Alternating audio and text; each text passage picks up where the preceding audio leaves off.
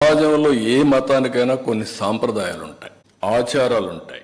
ఎవరైనా సరే అక్కడికి పోవాలంటే గౌరవించి తీరవలసిందే.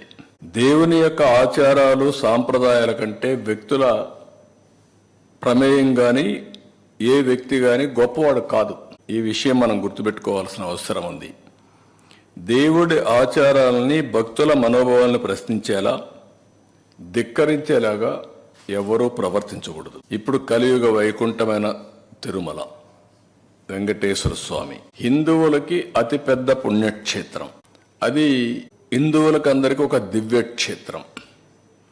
ప్రతి ఒక్కరికి ఒక కోరిక, జీవితంలో ఒక్కసారైనా వెంకటేశ్వర స్వామి దగ్గరికి వెళ్ళి దర్శనం చేసుకొని మొక్కులు తీర్చుకోవాలి అనేది ప్రతి ఒక్కరి యొక్క కోరిక. ఇవన్నీ కూడా అది మన రాష్ట్రంలో ఉండడం తెలుగువారి అదృష్టం. అలాంటి భక్తులు అత్యంత పవిత్రంగా భావించే ఈ క్షేత్ర పవిత్రను కాపాడవలసిన బాధ్యత ప్రతి ఒక్కరిపైన ఉంది.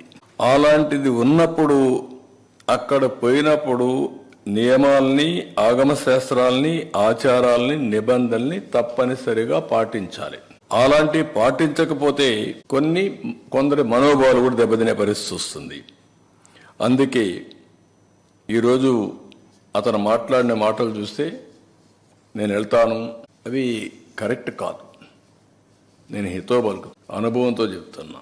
నేను ఇంత మునుపుడు పోయాను, నేను ఎందుకు పోకూడదు అంటే, ఇంత మునుపు మీరు రూల్ వైలేట్ చేస్తే మళ్ళీ చేయాలనా?